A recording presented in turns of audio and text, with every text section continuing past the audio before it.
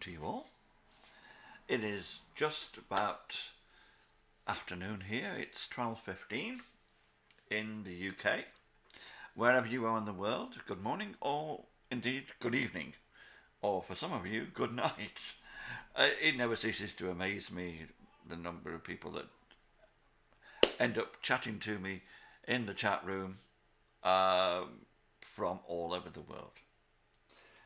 Yesterday there was a really nice chap talking to me all the time through the time that I was painting from Brunei in Southeast Asia. So that's a heck of a long way away from here, I tell you. So what are we doing? We are carrying on with this painting. Yeah, let's look at the whole thing. There we go. We're carrying on with this painting. Yesterday I worked on this section here with the squashes. Got them sorted. I just literally, just before we come on, I've just put a little wash over what are going to be a pile down here of watermelons with a few squashes mixed in with them. So I'm going to use a different technique on those than I've used there. So this should be interesting. But I thought I'd put the wash on because it needs to dry before I do the next thing. Right, so while that dries, I think we should take a look over here maybe and have a look at this lady here. And we can work on her while the first wash on the watermelon dries. So let's go to the overhead screen, which you can see here has the chat in it. If I just where am I? Let's just open up over here so I can see the chat. Where is it? There it is.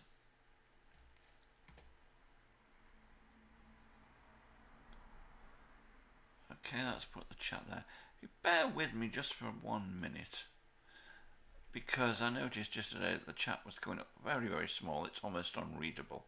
So we just need to just make a tweak here. I don't think you can see anything here. I think all you can see is the main screen. Scale.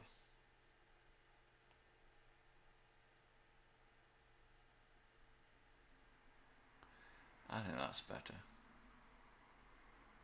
It's very difficult to read otherwise.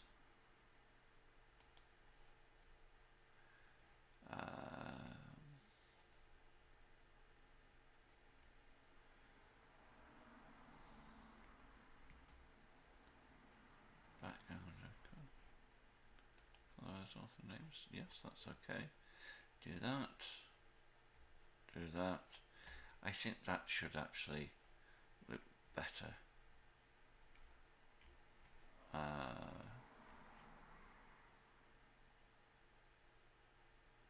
Okay.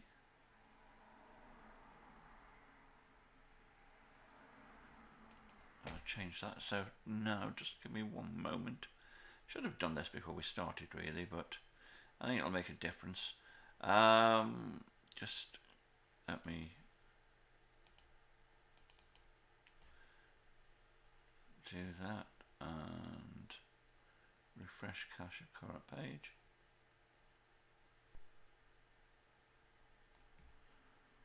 Still doesn't look any bigger, but maybe I need to I won't fiddle with it anymore now. You will see it if you chat in there with me, and it's not unbearably small, is it? Is it? Yes, it is unbearably small. What have I got to do to make it bigger? Add an appearance.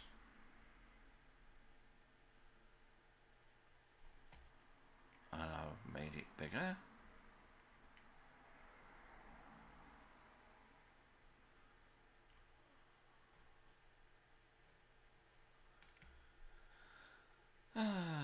Embed in stream. Oh, here we are.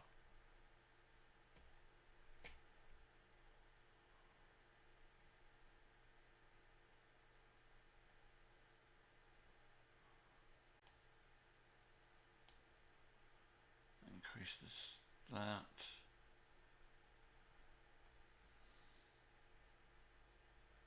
Name default. I think hopefully that'll do it. Let's try that. Very boring for you to watch me doing this, I do understand. Let's see.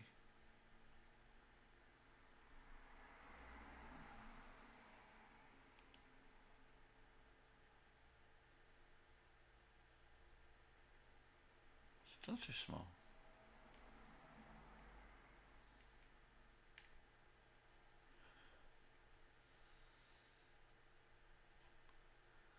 Oh, we'll just go with that. I think it's just a little bit bigger. I'll sort that out when I'm not online. Okay, let's do painting instead. I'm going to do here is I just need to oh, hold on, perhaps I'll do it here. Yeah, I will. Just need to clean a little space for a little bit of light blue. And what I'm going to do, there's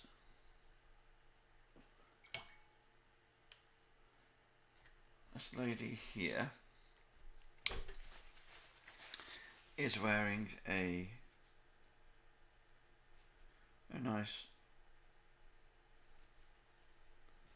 blue top.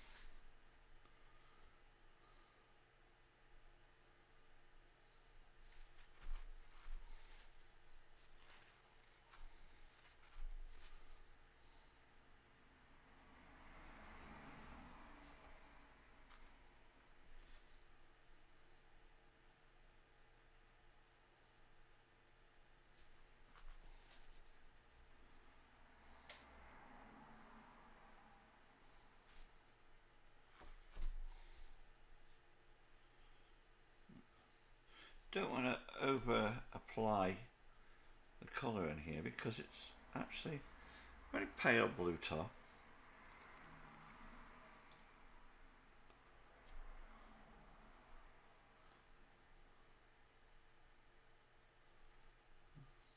Just realised on my screen, I don't know what it looks like on your screen there, but on my screen there, that's looking a bit greyer than blue. Perhaps I need to mess about with the settings.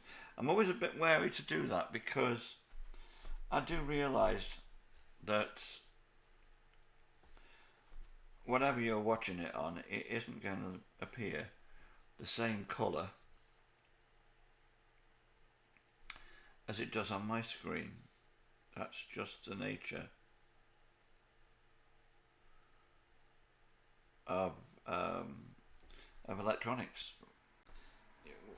Every monitor, every phone, every piece of electronic equipment has its own plan when it comes down to colours, and so I've got very little control over what you see. I can get it right here, but I've got no chance of knowing really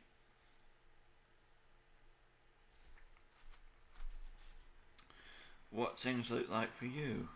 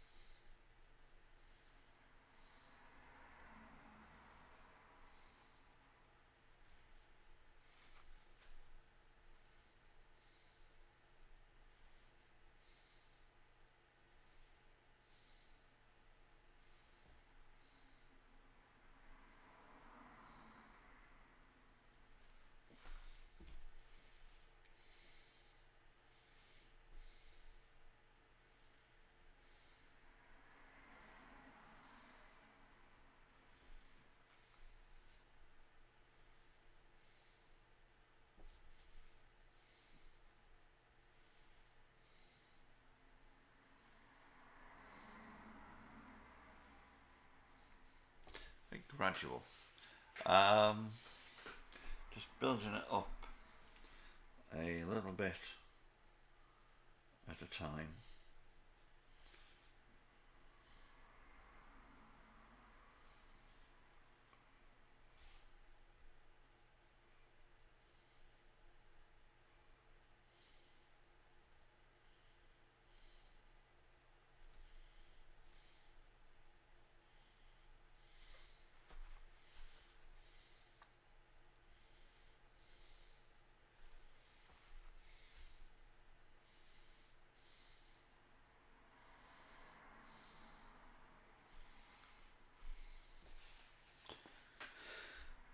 You'll notice that, well, you probably will. I hope you'll notice anyway.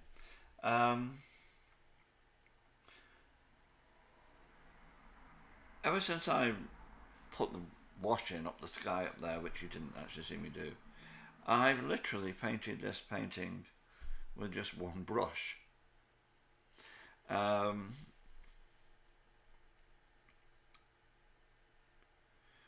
You know, there's an awful lot of... What am I trying to say? I know what I'm trying to say. We become gearheads. That's the way I put it. If I was talking about music and guitars and all that sort of thing, I would say that we become gearheads. And it's the same to a great degree with painting. When we start painting,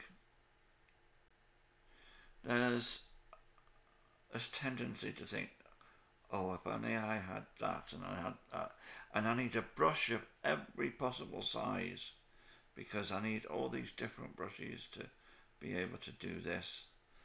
And no, you don't. You only need a few. I have got brushes here coming out of my ears, he says, being polite. I've got brushes that I bought 30 odd years ago that are in the other studio that I use for oil painting. They tend to last better.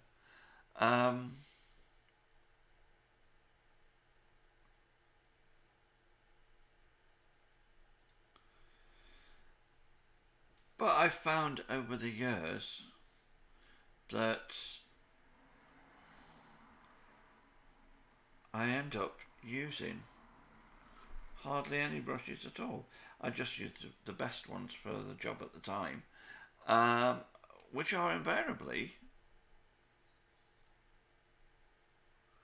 the same brushes over and over again. This is and they're not, as if you've seen me before, you will have heard me say, these are not expensive brushes. These are cheap brushes. They really are. I'm going to put a little bit of, change the blue here for a little touch of manganese, and I'm just going to put that, a wash of that over here on this bag, which I am then immediately going to take off again.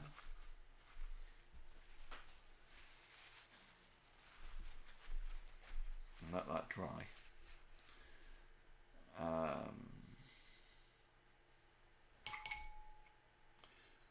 Let's just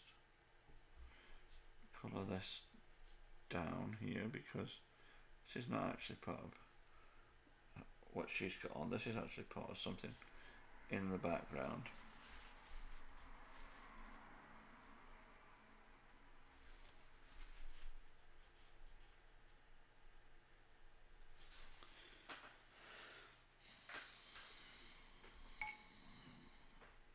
Let's put some of that manganese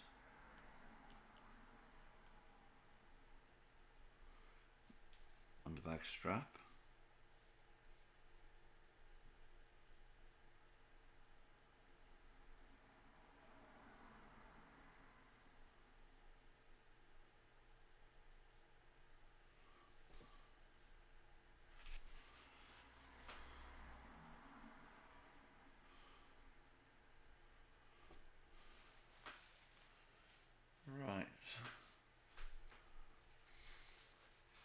while that dries, which I need it to, what I'm going to do now is I'm going to go back to these watermelons.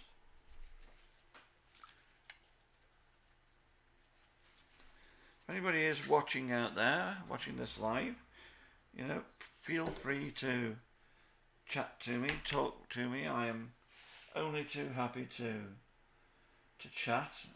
You won't disturb me. I enjoy talking to people while I paint.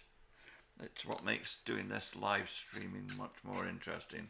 So feel free to say hello, type into your chat box, whatever your platform you're on.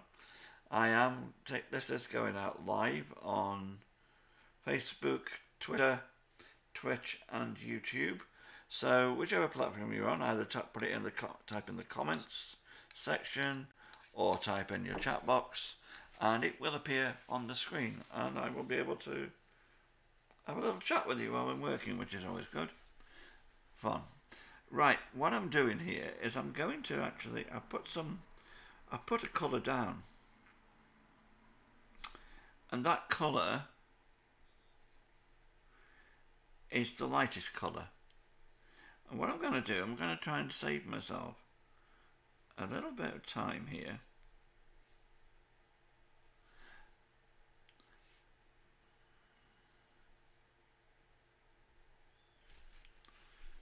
by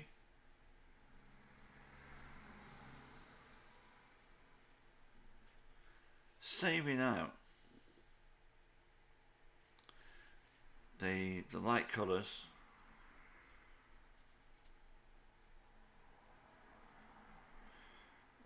with masking fluid.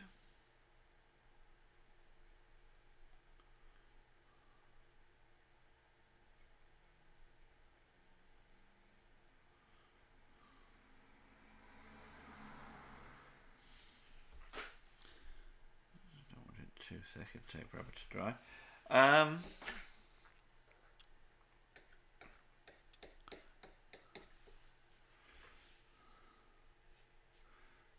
So what I'm basically doing, I'm putting in masking fluid where the light stripes on the watermelons are. And that way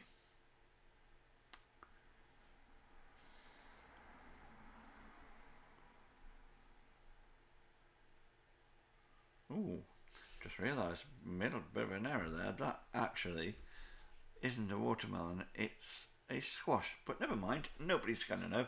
Nobody's going to have this photograph in front of them when they're looking at the painting, and nobody's going to be standing there analysing it, saying, "Oh, we made a mistake there. That should have been a watermelon. That shouldn't have been a watermelon. It should have been a gourd.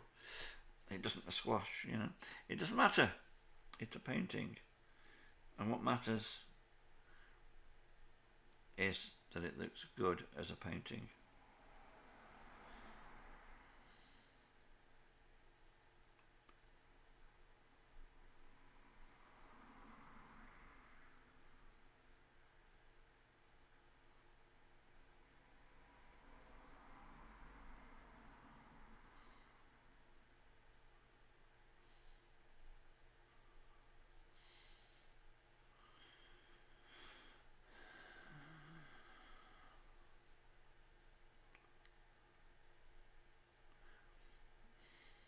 You see me glancing up like that. I'm actually just looking up at my screen because my screen is actually higher than my camera. I mean, if I look down here, you'll see I'm talking to you now. You can see I'm talking to you. But if you see me looking up, all I'm doing, I'm checking the chat, because I have yet to manage to make this chat on this program that I use make a noise when anybody makes, writes in the chat and opens the chat up in that way. And so I have to keep checking, otherwise I miss it when people talk to me, which I hope somebody will this morning.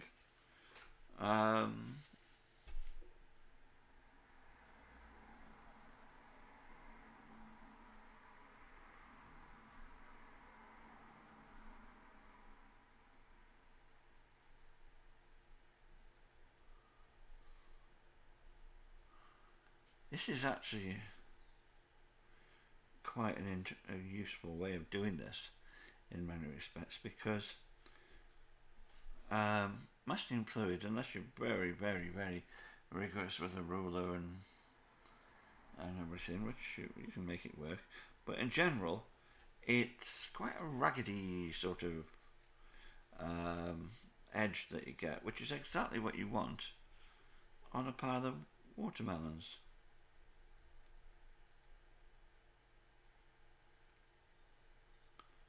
Because watermelons, striped as they are not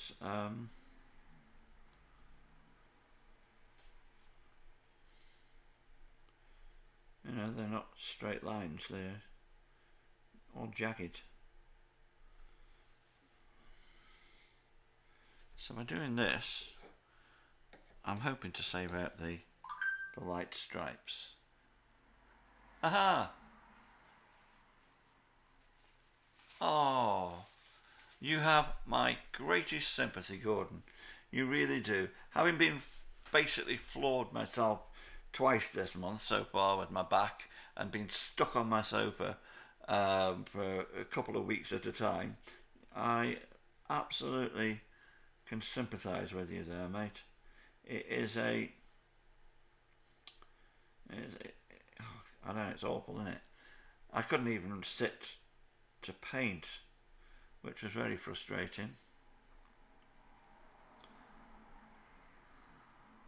Just ended up binge watching the morning show, which I did enjoy, I have to say. If you've not seen the morning show, I can highly recommend it.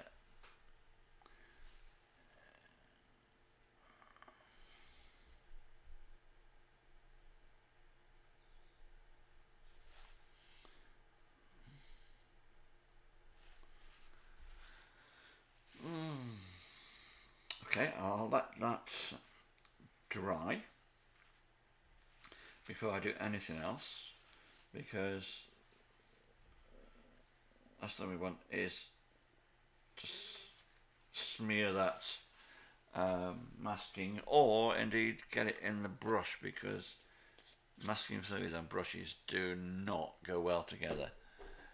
It is frustrating, totally, mate, absolutely.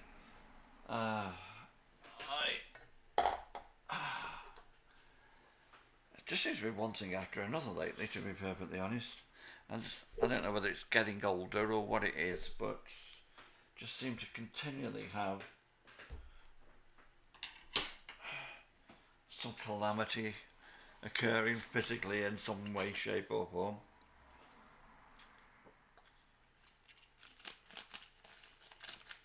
Just basically keep on keeping on as best you can, don't you? Right, let's stay away from that until it's dried. Let's carry on working on the lady over here. I think basically let's go for a bit of phthalo blue on this strap. Down the bottom here.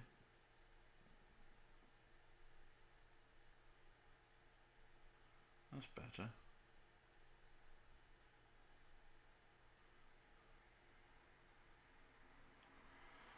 Up to about there.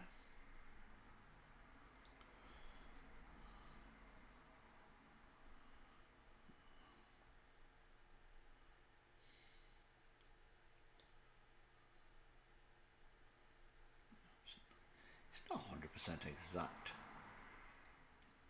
to the pattern on the back of her strap, but it's not far off.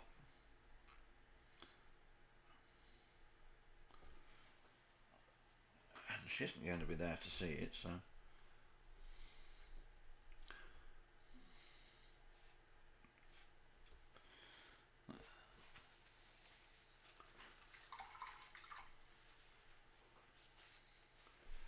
So whereabouts are you then, Gordon? I think you're, if I remember right, you're in this country somewhere, yeah?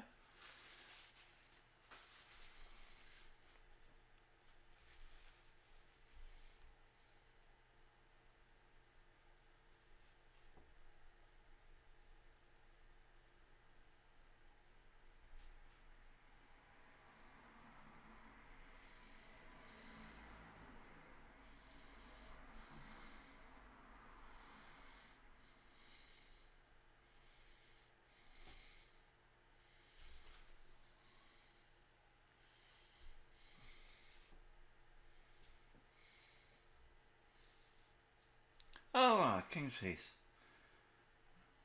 You know, Birmingham, it's a strange thing. Birmingham is not that far from where I am. Um, but it's not a place that I've really ever gravitated towards. I think, I mean, I was born and bred in Stoke-on-Trent. Um, and we had a choice when I was a kid, when you were growing up, between, all depending on exactly which part of Stoke-on-Trent you were in, you either got Granada TV, in which case everything was all about Manchester, or you got Midlands TV, in which case everything was all about Birmingham. And and I think it made me sort of, I think maybe got a bit sort of, why do I have to watch all this stuff about Birmingham all the time, you know, when I was young? But I've never really gravitated towards, I've been a couple of times, but 2 or 3 times, but not very often, which considering my age, you know, it's,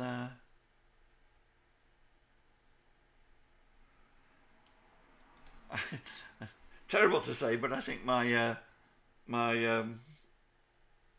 mental picture of Birmingham has great something to do with Crossroads, really, which of course was, my mum watched Crossroads every night as I was growing up.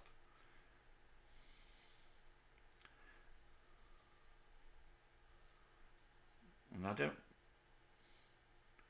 see. I'm sure you're not all like Amy Turtle or Benny or whatever they are you?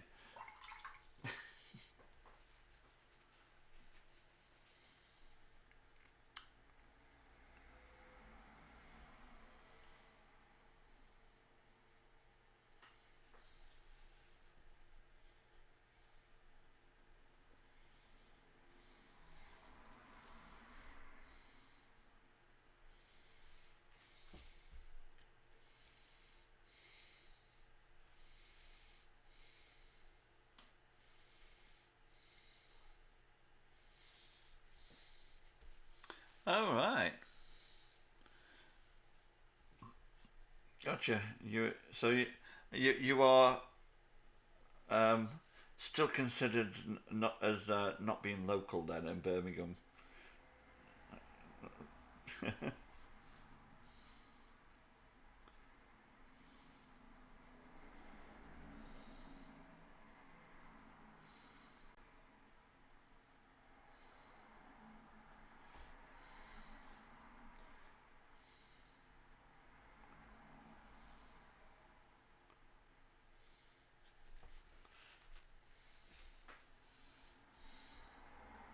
Just trying to get the feel of this woman's bag. I mean, the pattern is far too intricate for me to bother to get it totally right.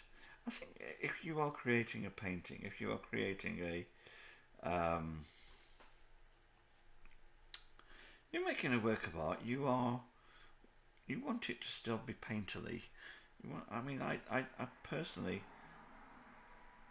I paint a lot of the way that I paint, and a lot of what I do, I paint it because I love paint. I love working with paint. I love to see paint, and although these pictures that these particular type of paintings that I do are quite sort of detailed, I suppose, and a lot of it's A lot of it is a con job. A lot of it is tricking the eye into thinking they're actually more detailed than they are. I think that's a lot of the skill with paint. It's what we do, isn't it? We create this illusion that you're actually looking, well, in this case, at a bag, not the woman. Sorry.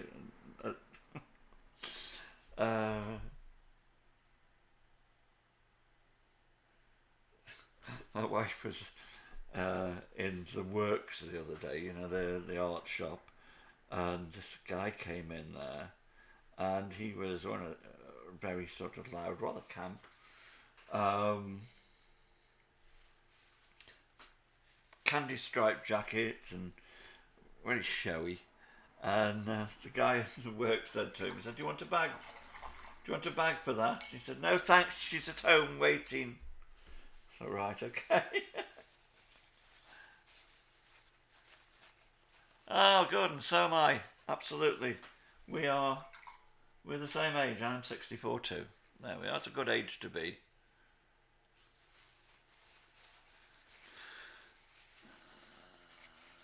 It's sometimes it's the only way. It is. I think sometimes it is the only way that I can really feel that I'm expressing something.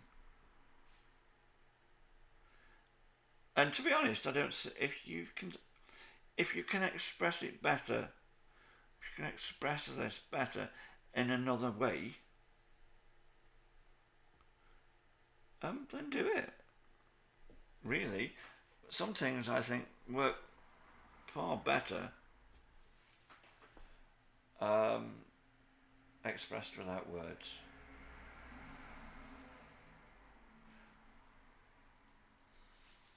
I think sometimes it becomes, when you have to explain what things are, when you have to explain what something's all about, in some way it loses it.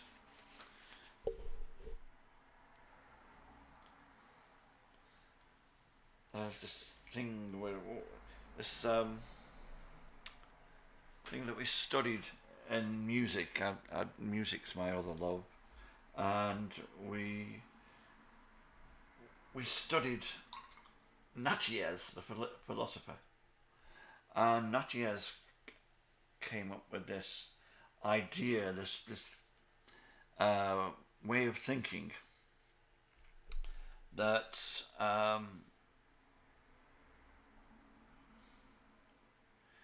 it was based on this thing that he called the poetic and the neutral and the aesthetic. I'm sure that's actually translated from another language or whatever, but that's what we were taught it as. And the idea being that when you create something, that's the poetic. That's the that is the sort of, your whole reason for creating it is personal to you, and you create whatever you create, whether it's a musical piece, whether it's a written piece, whether it's poetry, whether it's an image, and you create it, and it means something to you as you create it, but then you send it out into the world, and it enters into this neutral zone. You know, it enters into this world where it exists on its own. It is what it is. And then the observer comes along and sees your work or hears your work or whatever. And you've got no control over what happens next, because they will take in your work, they will absorb your work, they will react to your work in a way that is totally personal to them, and it will mean something totally different to them than you intended, and you've got no control over that. And that's the aesthetic. And I try and bear that in mind an awful lot as I'm working, whatever I'm doing, whether I'm doing painting or whether I'm doing music or what I'm doing.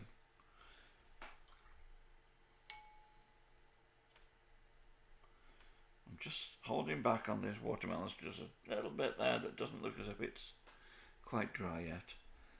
So in the meantime, let's get this lady's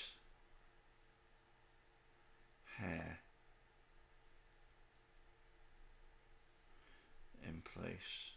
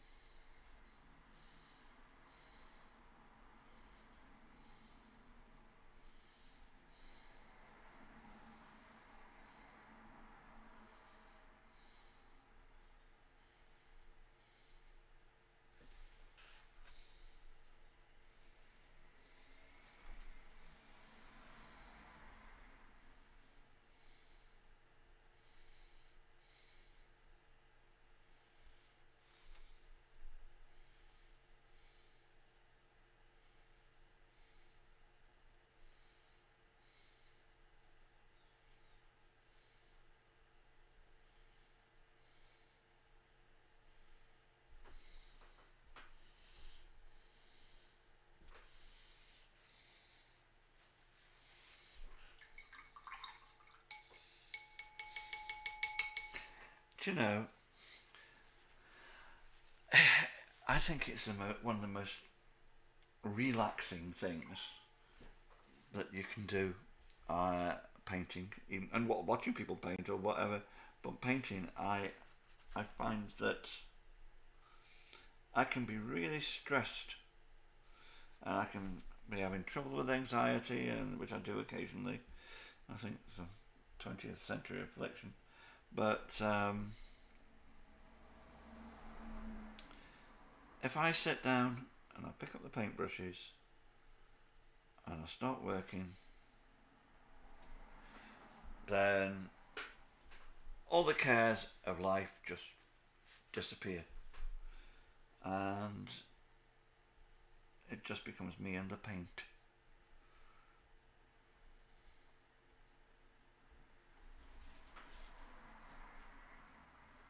That's good. That's fine. That's how are we doing? Yeah, that's done. So let's go back to the old watermelons.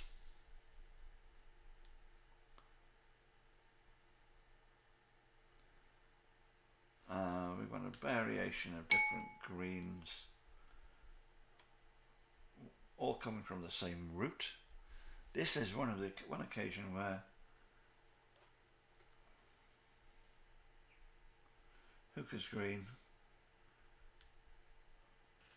works very well, and sap, of course, good old sap green.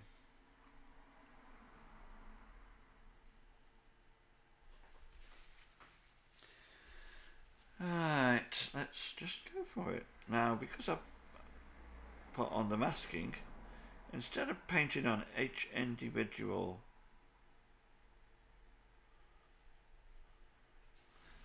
layer of green,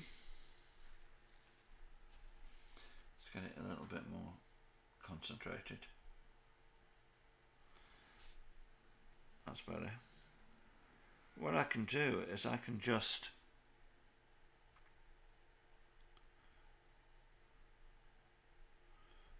put a wash over and let's keep this one a bit lighter.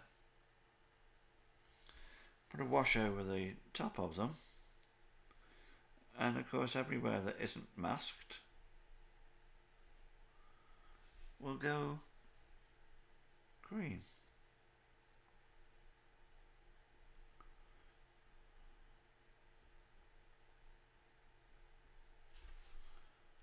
That one's a bit lighter than the other, so let's just leave that to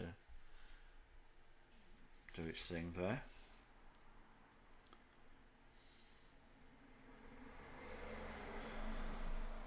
Let's go darker on these.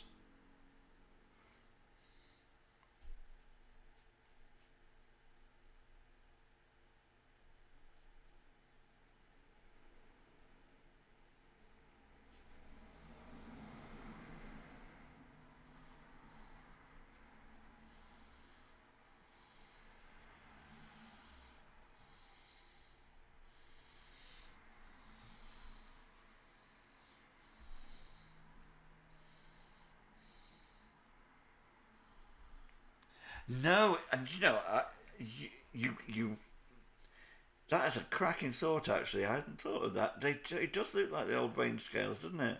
No, it's not. It's actually on the wall behind. I just haven't painted it yet. It's actually a hand holding. It's an advert. It's a hand holding a Coca-Cola bottle. That's what it is. You can see here the hand, and then there's the Coca-Cola bottle there. I haven't got around to painting that bit yet.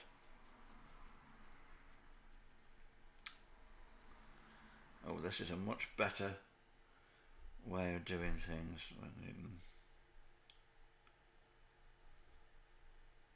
Works really. Masking fluid is wonderful stuff. I love it. There we go. And we put that on there. And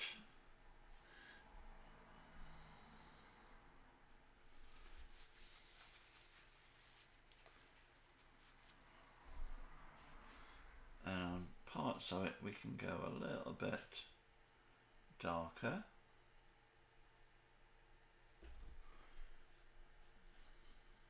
With the green.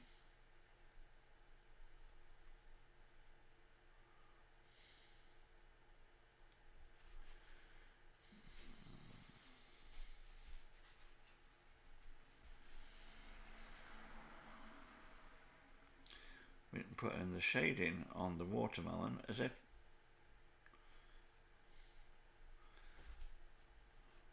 without having to take huge amounts of care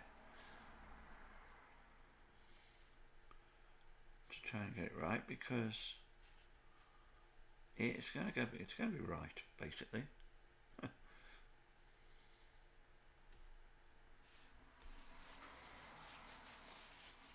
Now every time I look at that blob, I am going to think of its weighing scales. And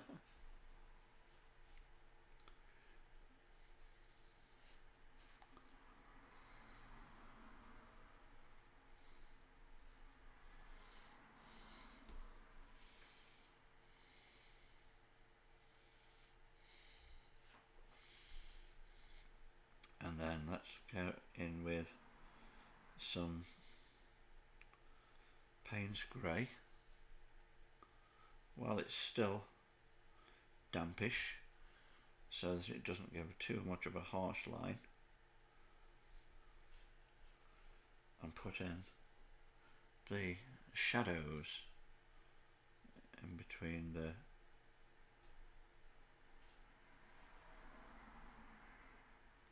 watermelons.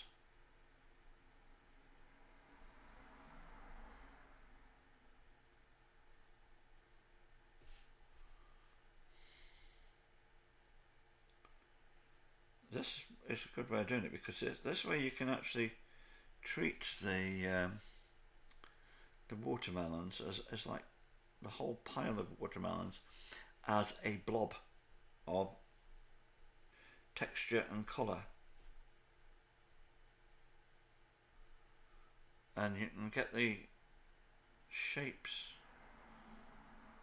sort of toned and curving and everything without having to worry about all the individual stripes being not being right.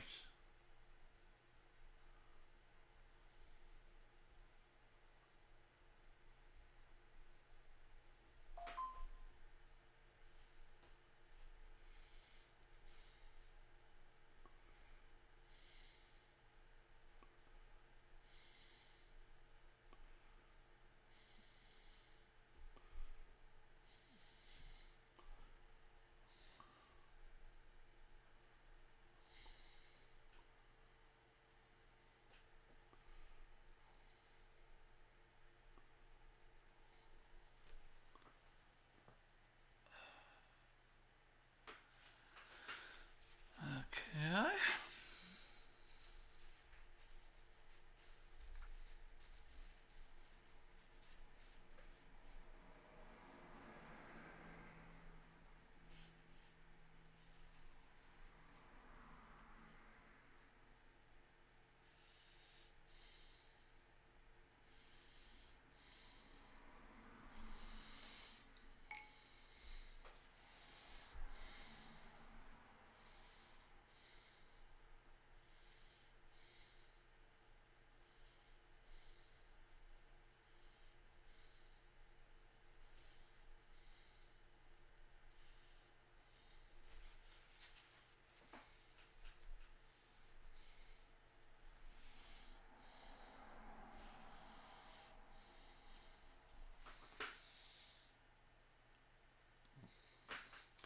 Looking quite watermelonish.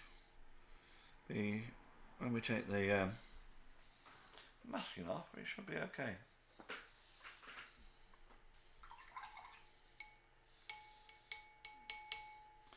Sometimes I have to keep checking the clock.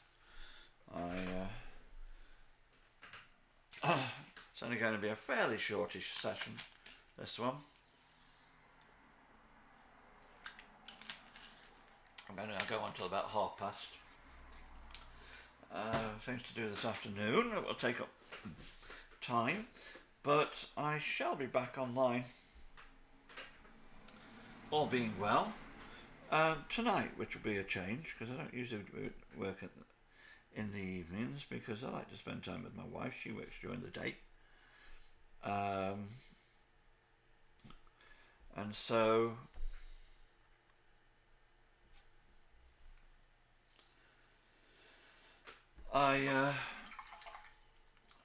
but tonight she's out. She's got a friend leaving work, and they're all going out for a meal, so I shall sit and pass my time with my friends on the internet.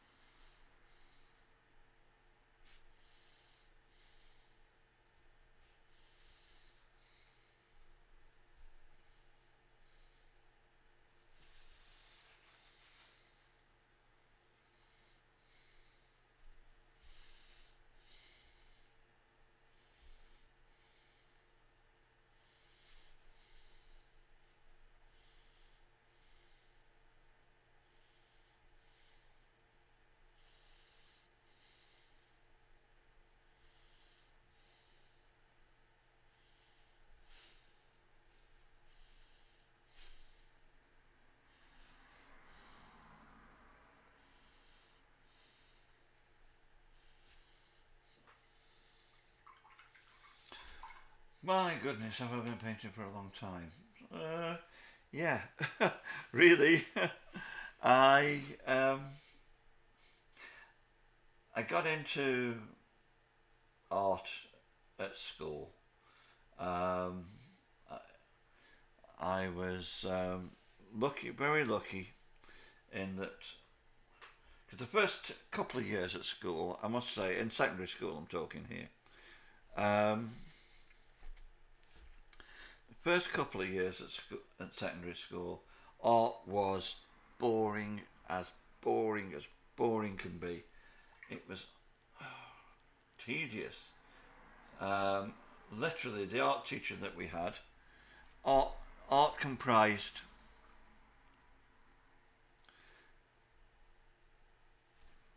walking into the art room and there would be a still life of pots and pans, of bottles or whatever set up, and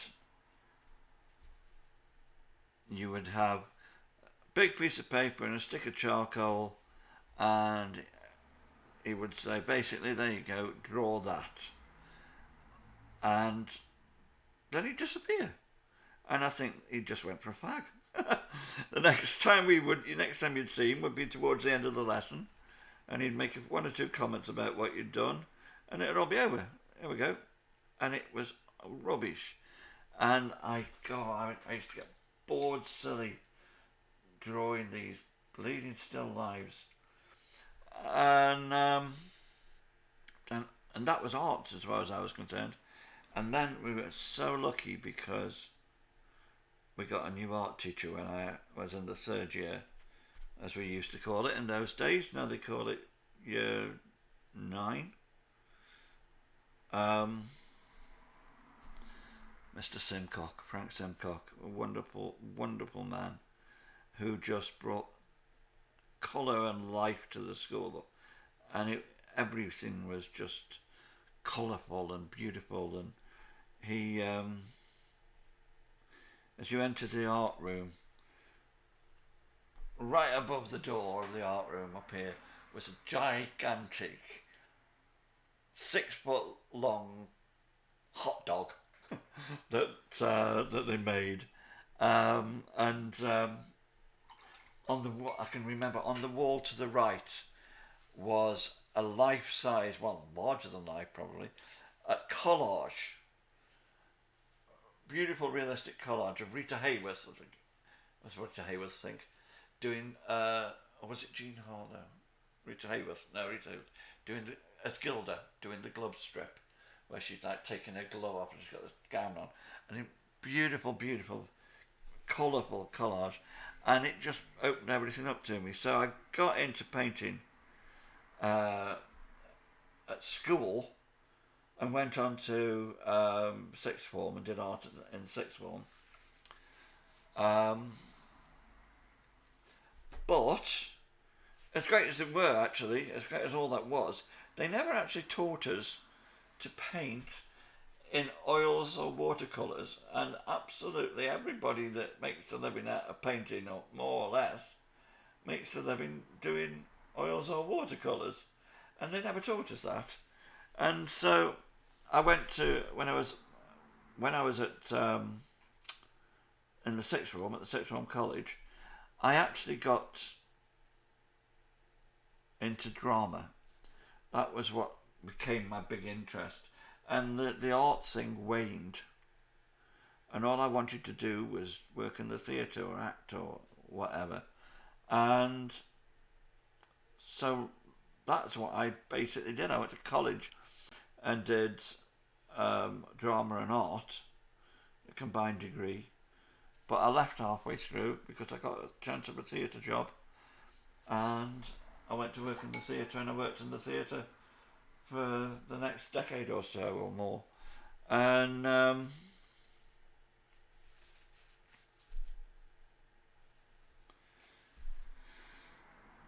in all that time, the only thing I ever painted was a giant 6-foot cornflake box for a pantomime, and it was when I'd been doing that for God knows how long, and working in different places and moving around and all that sort of thing, then suddenly I found myself with a young family, and I didn't want to be working at night anymore. And I left that, and suddenly remembered that how much I loved art. And that was when I started to take it seriously. That was in the late 1980s, early 1990s. And I just became consumed by art, and I painted full time for a decade. Sort of getting better and better at it as I went along, and everything. And that went on for, as I say, a decade, until I suddenly, well, I'll tell you exactly what happened. I was back in Stoke-on-Trent. The relationship I'd had broken up. I got a flat with a studio in the front of it on my own, and I went one day to the tap market in Newcastle under Lyme, and there on one of the stalls was a guitar, a nylon strung guitar with, I think it has 3 strings on it, and I said, "How much is that?" He said, "Oh, give us a £5." So I gave him a £5 and went and bought myself a packet of strings, which cost more than the guitar, strung it up, and I started playing music again. And I hadn't played music really properly for years. I'd learnt the guitar as a teenager, but I'd not had a guitar for years. My guitar was stolen out of my car by some scallies in Manchester years before, and I'd never replaced it. So suddenly everything that I wanted in life was music, music, music, music, music. So I spent the next, oh goodness, almost 20 years concentrating on music. And I was in bands and duos and gigged all over the place. And then I went back into education and studied music, and did that for years. Got a degree, the degree that I'd never got when I was young, because I'd dropped out. And I stayed on. I got a master's. I stayed on. I got a PhD. Came out. Tried to get a job as a lecturer without any luck. I did part-time lecturing and module here, module there, and that sort of thing. But getting a full-time lecturing post has proved very difficult, and I ended up going back to painting in 2014. So that was 7 years ago. I started doing it again. And, well, here I am now, you know. So I've done it all for years and years, but with breaks.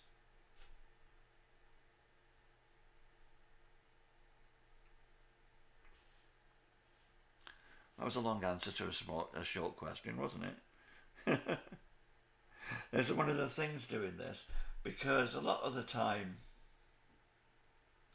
until somebody types something into the box, I am literally talking to myself, in the knowledge that this is going to be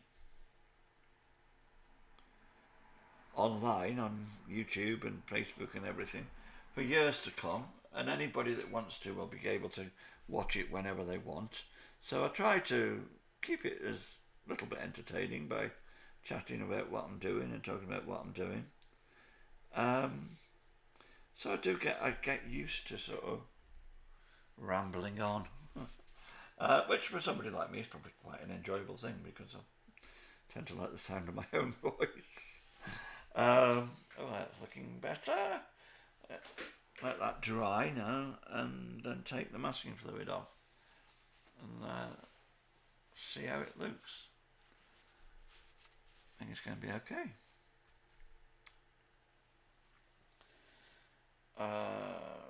Okay, let's finally get down and do this sign.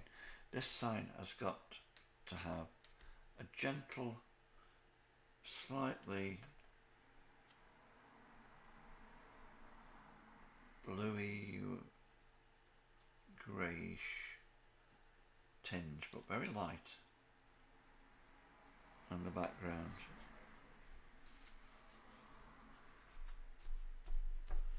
Just like that. Because it is very light, but it's not totally light. And it goes down here. It gets darker.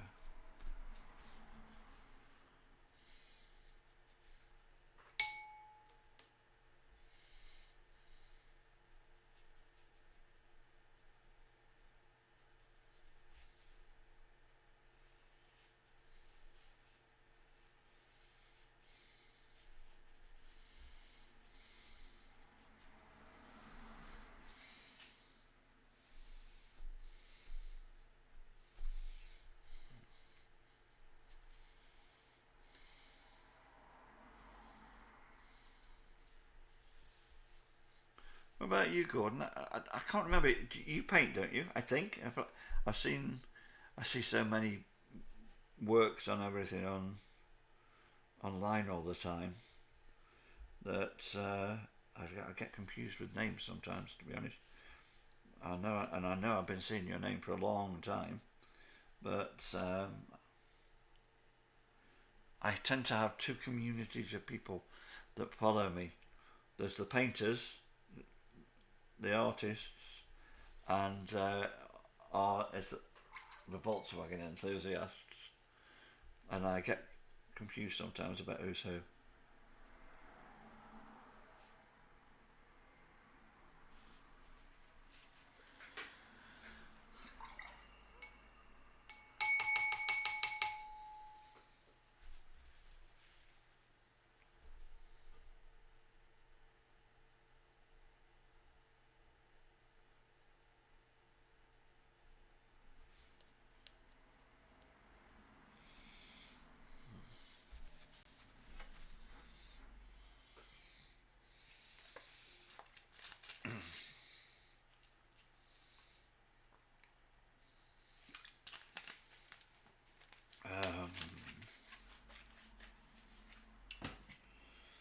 Let's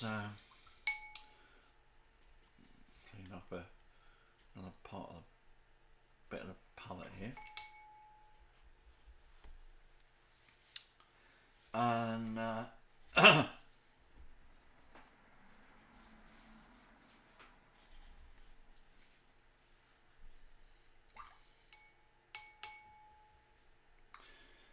let's get some rose doré.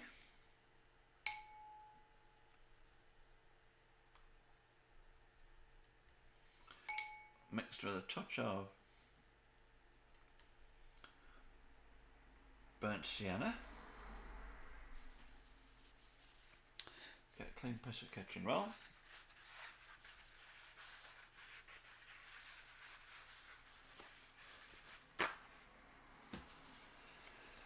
And let's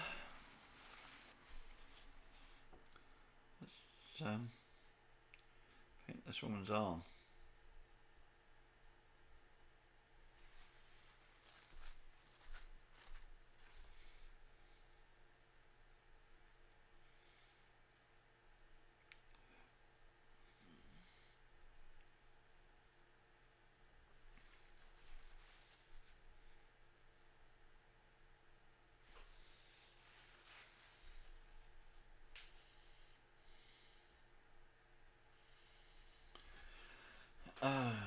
Sometimes I wonder whether it gets so relaxing for people when they're watching me paint that they actually fall off to sleep.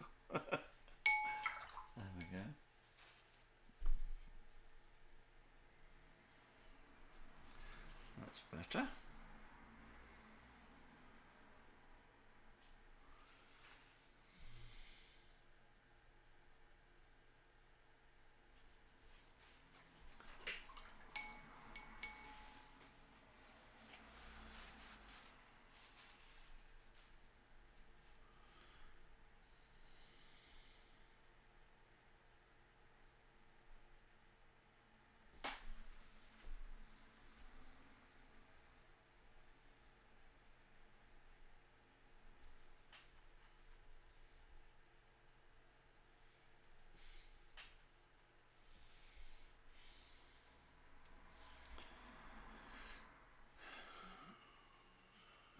A darker bit. Get man's arm in there.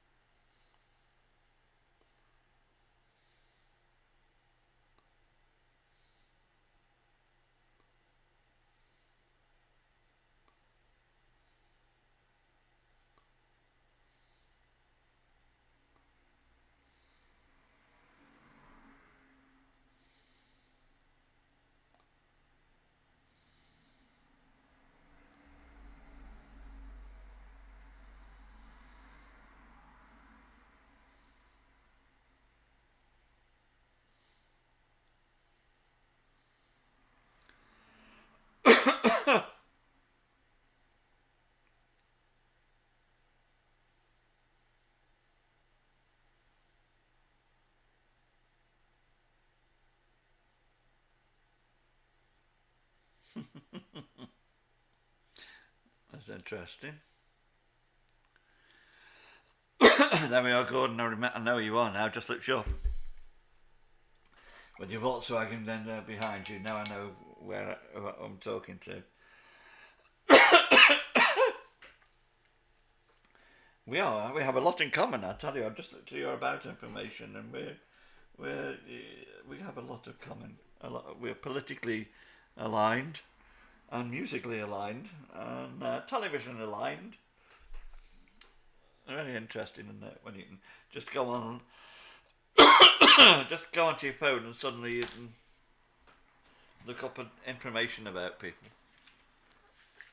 There we go.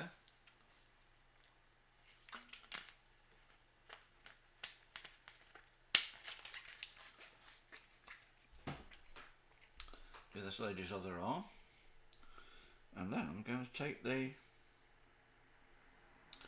masking fluid off the pile of whatchamacallums,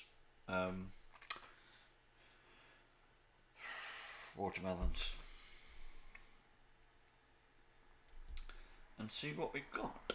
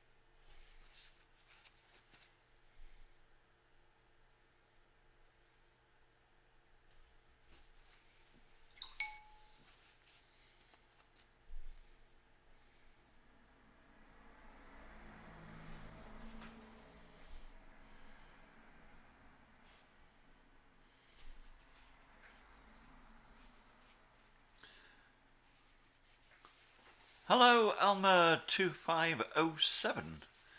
Nice to see you. You are, whereabouts in Germany are you? Oops, a daisy.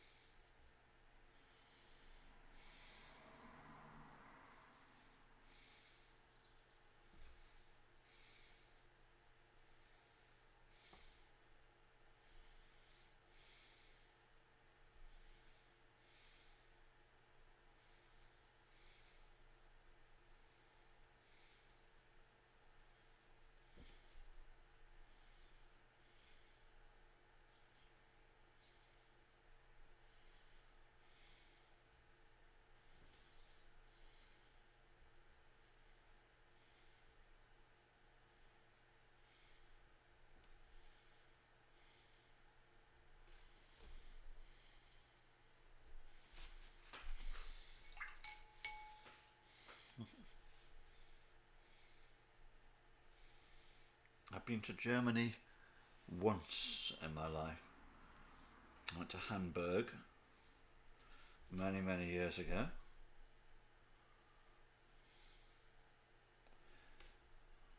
That's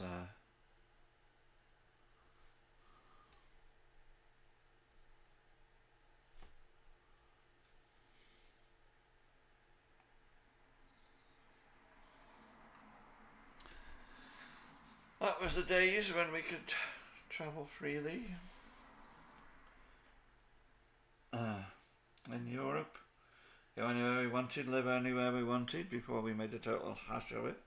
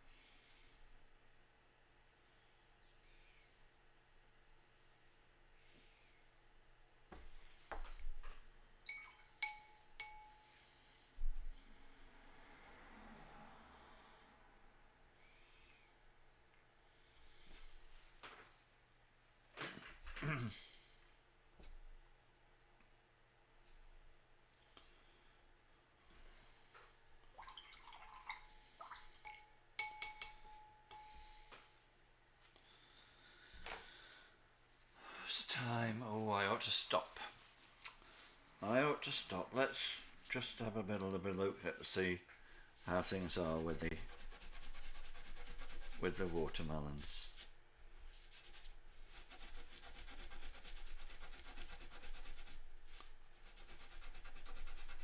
Take off the old masking fluid.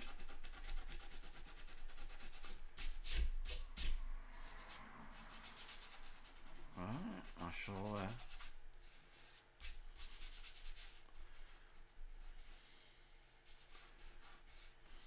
just tame that down a little bit, soften it, and that will work, I think.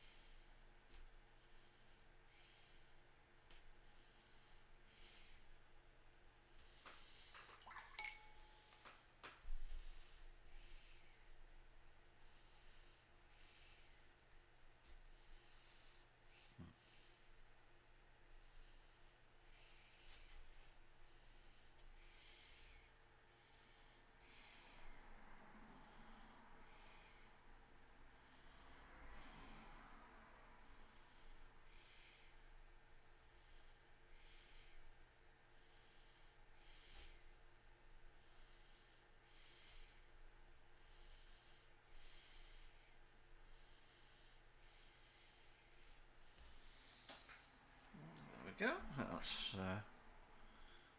fine.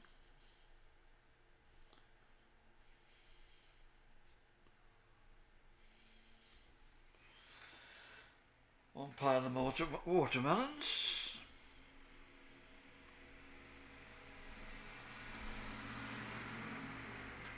Well, thank you very much for joining me this morning.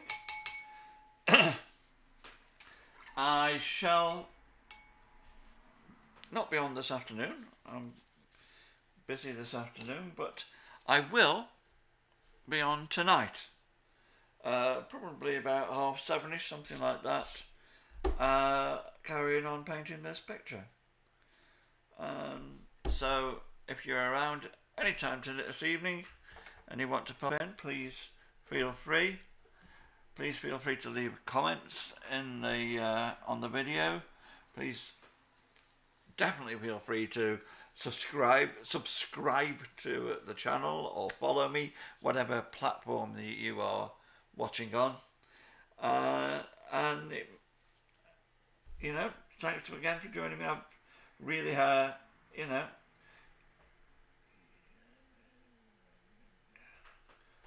the only reason for streaming this is to communicate with people and for people to watch me and to talk to me. So Thank you very much. Thank you very much, Gordon, for staying with me for so long and keeping me company while I paint. And Alma2507, if you're still there, thank you very much for your comment. And I will see you all again. Thanks very much, and have a nice day.